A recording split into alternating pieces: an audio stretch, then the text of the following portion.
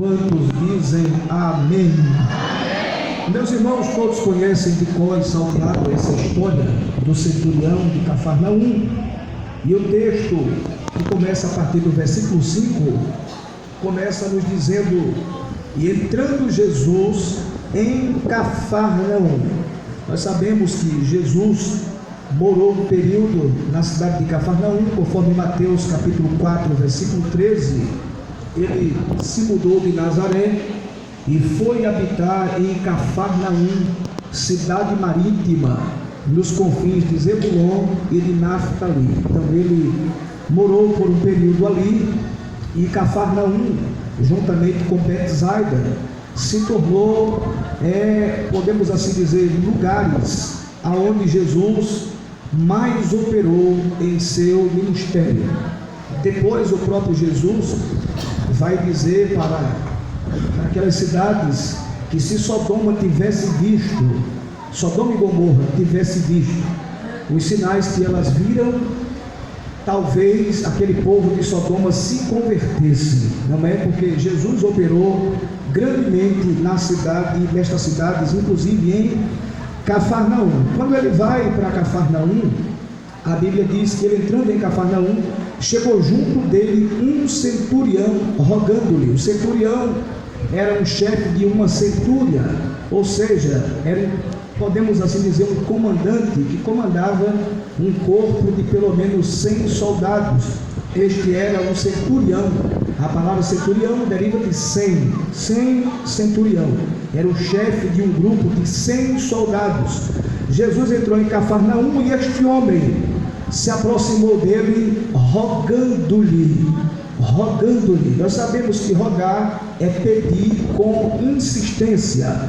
Então dá para entender que este homem não foi atendido a princípio, mas que ele rogou, insistiu ali no seu pedido para com Jesus. E ele rogou, dizendo: o meu criado jaz ou está em casa, paralítico e violentamente atormentado. Então aqui nós observamos que o seu criado era paralítico e estava violentamente atormentado. Talvez essa enfermidade fosse de origem satânica, demoníaca, e talvez também não fosse. Talvez ele tinha uma paralisia, e uma paralisia normal, e além dessa paralisia, ele também era atormentado por espíritos. Então a Bíblia vai dizer que o homem se aproximou de Jesus, rogando, pedindo por quem estava na sua casa. Eu quero abrir um parêntese aqui para dizer que Jesus, enquanto nós estamos aqui, ele está preocupado com quem está na sua casa. Glória a Deus. E ele está preocupado em que as coisas andem bem lá dentro da nossa casa. No livro do Êxodo, capítulo 20, e nos versículos 5 e 6, nós vamos observar ali Deus falando através de Moisés e dizendo que ele visita a maldade dos pais dos filhos até a 3ª e 4ª geração. Mas no versículo 6 disse Deus que ele disse assim: e faço misericórdia aos milhares dos que me amam e guardam os meus mandamentos. Em outras palavras, Deus estava dizendo para aqueles que se rebelam contra a minha palavra, para aqueles que viram as costas para mim, a sua maldade vai recair sobre os seus filhos e talvez sobre os seus netos e bisnetos, sobre a 3ª e 4ª geração. Mas aqueles que me temem, aqueles que me amam e aqueles que guardam os meus mandamentos, por causa deles a minha bênção se estenderá para todas as suas gerações. Aleluia. Quem crê nesta noite aqui, diga para o seu irmão: o segredo é temer a Deus. Segredo é temer a Deus. Glória a Deus. Ele está preocupado com quem está em casa. Mas eu quero te dizer, se nós estamos no centro da vontade de Deus, obedecendo a Deus, agradando, se Deus olhar para nós e nós acharmos graça aos seus olhos, como Noé, fica tranquilo, porque Ele vai cuidar da minha e da tua casa, Ele vai cuidar dos nossos descendentes, porque isto é uma promessa que está contida na palavra de Deus. Então ele vai orar por quem está em casa. Glória a Deus. É interessante que esse homem se apressou. Ele era um patrão bom, ele era um patrão amoroso, porque ele se apressou, correu para rogar por alguém que estava na sua casa, que era o seu criado. Glória a Deus. E quando ele rogou, Jesus disse assim: eu irei e lhe darei saúde. Que coisa gloriosa! Quando Jesus disse eu irei e lhe darei saúde, Jesus já não falou como um homem, Jesus falou como um Deus, pois a Bíblia diz em Abacuque capítulo 3 versículos 3 a 5: Deus veio de Temã e o santo do monte Parã. Temã era uma terra de sábios, era conhecida pela sua sabedoria. E agora Abacuque, numa visão, está dizendo que viu Deus vindo de Temã e do monte Parã, e diz que a sua glória cobriu os céus e a terra se encheu do seu louvor. No versículo 5, Abacuque diz assim: adiante dele vai a peste, oh glória, raios de luz saem das suas mãos, oh glória. Abacuque está vendo um Deus que afugenta as enfermidades. A palavra peste ali é doenças incuráveis. Abacuque está dizendo: adiante dele vai a peste. Em outras palavras, as doenças fogem diante da glória deste Deus. E agora Jesus está dizendo: eu irei e lhe darei saúde. Se eu entrar lá, a doença vai ter que sair. Se eu não for lá, mas a minha glória for, não vai ter espaço para as duas coisas. A enfermidade vai ter que fugir. Eu irei e lhe darei saúde. Quando Jesus chegou na casa de Pedro, Pedro era um genro amoroso. A sogra dele estava com ele na casa dele, doente. Há quem diga por aí que Pedro foi o primeiro papa, mas o papa não casa, e Pedro era casado. Pedro era casado. E Pedro tinha uma sogra, e a sogra estava doente. E quando Jesus entrou lá, Jesus já foi detectando, percebendo. Pegou na mão da senhora, e a febre deixou ela, porque adiante dele as doenças fogem, oh glória. E ela levantou e foi preparar um cafezinho. Parece que a mulher de Pedro não estava em casa, porque ela levantou-se, e a Bíblia diz que ela levantou-se e servia-os. Ela foi preparar o lanche, estava curada. Entendeu? Aonde Jesus chega, o mal não prevalece, meus irmãos. Aonde Jesus entra, o mal tem que sair para a glória de Deus Pai, oh glória. Jesus disse: eu irei e lhe darei saúde. Aí o criado era muito humilde, porque uma das coisas que Deus mais ama no ser humano é a humildade. O criado era humilde. Aí ele disse assim, quando Jesus disse: eu irei e lhe darei saúde, ele disse: Senhor, eu não sou digno de 500 debaixo do meu telhado. Já imaginou que humildade? Se fosse hoje, irmão, permita a expressão, meu pastor, isso não é doutrina, mas hoje tem crente que ora ameaçando Deus. Deus, se tu não fizer isso, para que ser crente? Se tu não fizer isso, para que cantar naquele grupo? Tu tomar uma providência nisso aqui, já imaginou? Eu sou teu servo. Tem gente que ora assim. Aí o criado foi diferente, ele roubou, mas diante do seu clamor pelo seu servo, veio a humildade. Olha o que ele disse: eu não sou digno, Senhor, eu não sou digno de 500 debaixo do meu telhado. Preciso lá não, Senhor. Quem sou eu? Quem é a minha casa? O homem era rico, certamente, tinha empregado, era um chefe. Mas aí, olha a humildade. Quem sou eu para que o Senhor vá lá receber uma visita tão ilustre como a sua na minha casa? Receber o Filho de Deus da minha casa, o próprio Deus. Quem sou eu? Diga somente uma palavra que resolve. Só precisa o Senhor dizer que ele está curado, e ele vai estar curado, eu creio nisso, aleluia. Não precisa muita coisa, irmãos. Deus ama a humildade no coração dos seus, aleluia.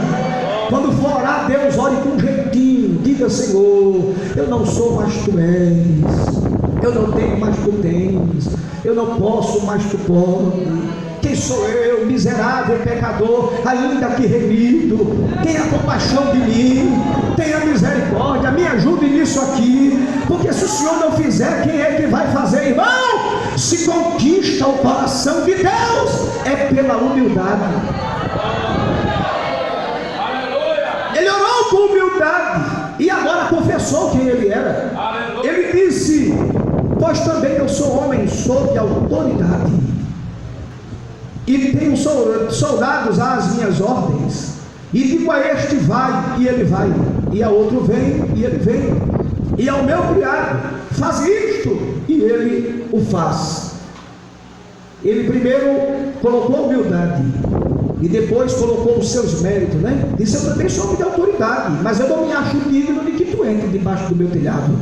Eu não me acho digno, irmão. A Bíblia diz em João 1:3 que todas as coisas foram feitas por ele, glória a Deus, e sem ele nada do que foi feito se fez. Está escrito em Colossenses capítulo 1, versículos 15 e 16, que ele é a imagem do Deus invisível, o primogênito de toda a criação, porque nele que nem Jesus, foram criados todas as coisas que estão nos céus e na terra, visíveis e invisíveis, sejam tronos, sejam dominações, sejam principados, sejam potestades, tudo foi criado por ele e para ele. Está entendendo?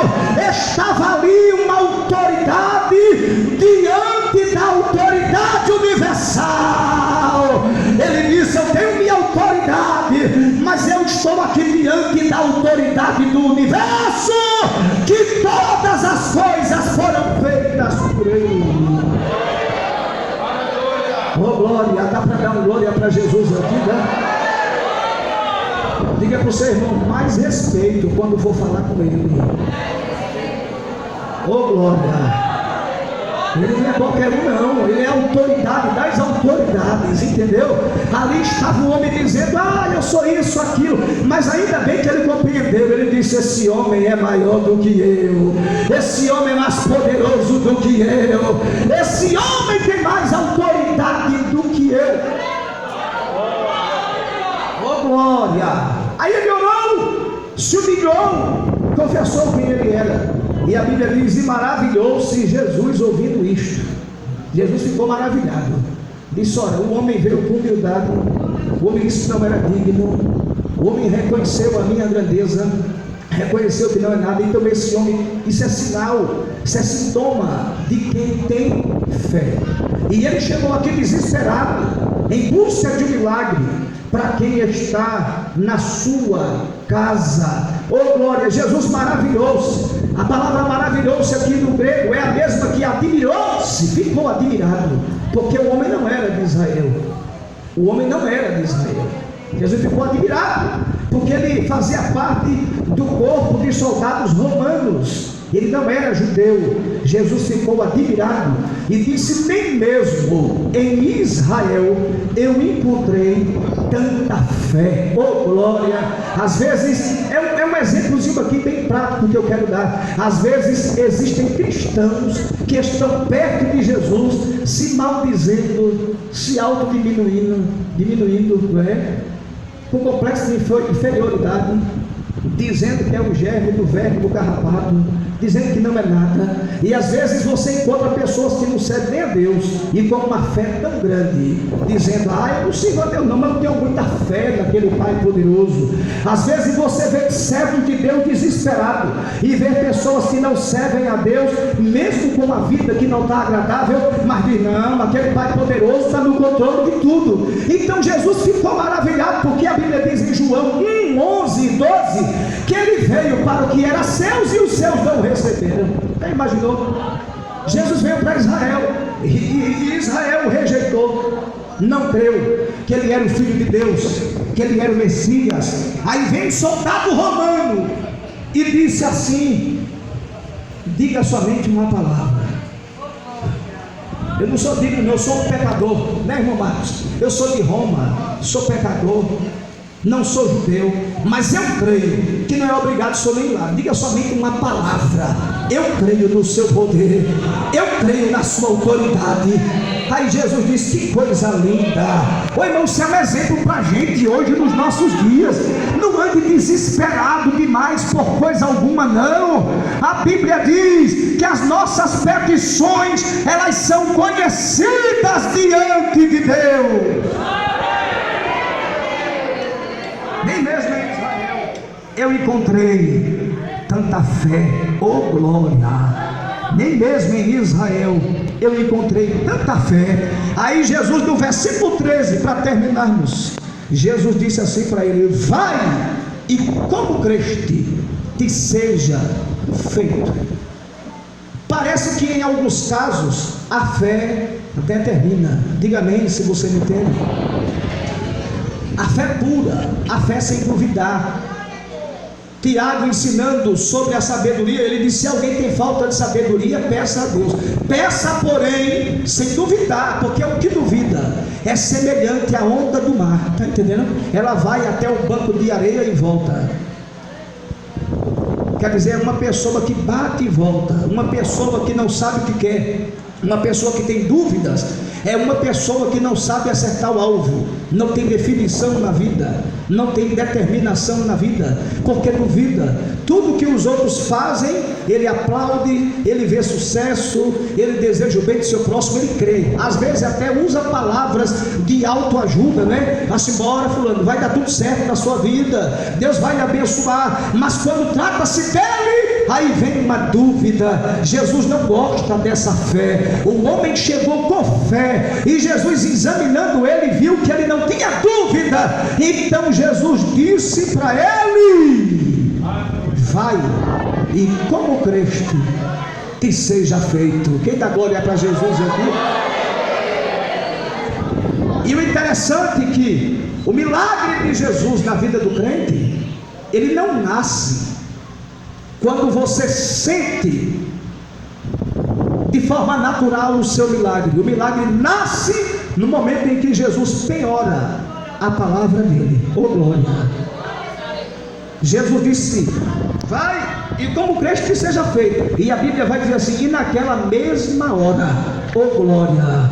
Quantas vezes Jesus pode ter falado conosco e ter dito alguma coisa, e você não vê e fica duvidando e fica desacreditando. Mas eu quero te dizer nesta noite que o teu milagre já está garantido. O que Jesus falou já está garantido. Não duvide mais, não duvide mais, porque a vitória da vida do crente, ela não vai nascer quando ela acontecer, ela nasce quando Jesus libera a palavra dele. Quando ele diz que vai acontecer, a partir dali, ainda que as circunstâncias digam não, mas você vai dizendo assim: mas Jesus disse que vai ser assim, mas Jesus disse que vai fazer assim, e vai acontecer do jeito que ele disse. Quem crê, levanta a mão. Eita, manaia, sou de camarada. Ô glória, como cresce, que seja feito. E a Bíblia diz: e naquela mesma hora, no momento da palavra. Às vezes nós não alcançamos, irmãos, mas bênçãos de Deus por causa da nossa dúvida. Às vezes Deus fala conosco, que é Deus mesmo. Existem aquelas coisas, aquelas profeciazinhas, ralé, aquele negócio que não tem fundamento. Mas existe a profecia de Deus, genuína, original. E às vezes Deus fala conosco, ou ao nosso coração, não é? Ou usando alguém, uma palavra profética, e é Deus puro, e a gente sabe que é Deus, porque a gente sabe o que é que está passando. E quando Deus fala nos detalhes, Deus não deixa dúvida. É ou não é? Essa história de alguém chegar e dizer: abre a tua mão, recebe uma chave. Chave de quê? Isso não existe. Deus fala nos detalhes. Deus conta a sua história como prova de que Ele nos conhece nos mínimos detalhes. E depois Ele libera. Ele fala do que a gente está passando e depois Ele libera a sua promessa. E muitas vezes Deus fala conosco, a gente fica cheio de fogo, afogueado, alegre. É uma bênção do céu. Mas daqui a pouco dá um desânimo na pessoa e a pessoa começa a duvidar, e isso começa nos separando, nos distanciando daquilo que Deus tem preparado para mim e para a sua vida, daquilo que Ele disse que vai fazer. Mas nesta noite não duvide, porque quem falou foi Deus. E quando Ele fala, irmão, é prego batido, ponta virada. Oh glória! Quando Ele fala, passam-se os céus e a terra, mas as palavras dele não hão de passar. Glória, quem crê nele aqui? Quem crê nele, aleluia. E naquela mesma hora, pronto, o milagre aconteceu. Quando o homem chegou em casa, encontrou o seu criado liberto, porque ele era horrivelmente atormentado, e encontrou ele também andando. Já imaginou? Sadio. É igual aquele texto que está lá em João capítulo 4, versículo 40 por diante. O filho de um oficial, Jesus foi segunda vez para Caná da Galileia. A primeira vez ele operou o milagre transformando água em vinho. A segunda vez ele ia, e quando aquele oficial, que algumas Bíblias chamam de régulo, que é o mesmo, a mesma palavra para oficial, quando ele soube que Jesus vinha, ele não se conteve, foi ao encontro de Jesus. Jesus vinha da Judéia para a Galileia, Caná da Galileia, a cidade de Caná que ele ia de novo, ficava na região da Galileia. E ele foi ao encontro de Jesus e disse para Jesus: desce antes que meu filho morra. Jesus não foi, mas liberou a palavra também, semelhante a esse centurião. E isto era 7 horas da noite. E quando aquele homem voltou para casa, a Bíblia diz que o homem creu na palavra. Quando ele voltou para casa, alguém correu ao seu encontro para lhe dar a notícia de que o seu filho estava curado. Glória a Deus. E ele perguntou que horas que ele se achou melhor, que horas que ele foi curado. E alguém disse: ontem às 7 horas da noite. E ele lembrou que foi na hora que Jesus disse: vai, o teu filho vive. Quem crê na palavra dele, na palavra dele, é mais doce do que o mel. Oh glória! A palavra dele é coisa tremenda, irmão. Esse Deus é fiel, esse Deus é maravilhoso. Nunca duvide do que ele fale, porque a palavra dele não volta atrás. Isaías 55:11 disse Deus: assim será a palavra que sair da minha boca, ela não voltará vazia, mas ela prosperará naquilo para que a enviei. Glória a Deus. Estou vendo o poder da palavra dele aqui. Vive pela palavra. Provérbio 30, versículo 5: toda palavra de Deus é pura. Pense no Deus que não engana ninguém, que não mente, que não volta atrás. Quando ele fala, está falado. Pense no Deus cuja a revelação especial, que é a Bíblia Sagrada, é fiel. Aleluia. Alimenta-te desta palavra. Procura conhecer os planos de Deus através da palavra. Aquieta-te para saber que Ele é Deus. Fica no teu lugar, porque vai chegar o momento em que a palavra de Deus vai se materializar na vida e você vai experimentar. Nós vamos experimentar a fidelidade do Deus Todo-Poderoso. Oh glória! Quem crê nessa verdade? E o homem ficou contente, porque naquela mesma hora, o negócio com Jesus é assim, naquela mesma hora. Diga amém por isso. Eu me lembro de um sonho. O pastor Elcio contou uma vez um sonho que ele estava em Palmares, foi assim. Aí sonhou, foi com uma grande obra.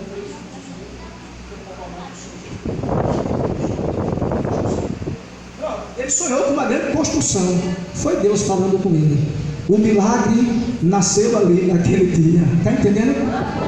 Aí você hoje olha, vê a grande construção, aí diz, olha aí, o milagre aconteceu agora, mas na presciência de Deus já tinha acontecido, já estava determinado. E quem dá glória por isso? Foi Deus quem revelou, foi Deus quem falou. Números 23 e 19, ele não é um homem para que minta, nem filho do homem para que se arrependa. Porventura ele diria e não faria, ou falaria e não confirmaria. Aí Balaque queria pagar Balaão para amaldiçoar Israel.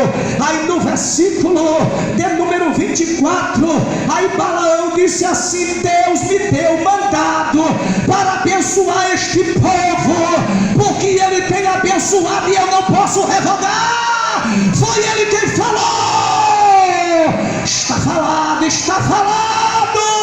A palavra dele vai se cumprir na sua vida. Quem crê, quem crê, fica na presença dele. Pode chover canivete, o sangue pode dar na canela, pode soprar o vento, o euro, o aquilão, pode dar um terremoto na terra, mas você diz: eu estou na presença dele. Daqui não saio, daqui ninguém me tira.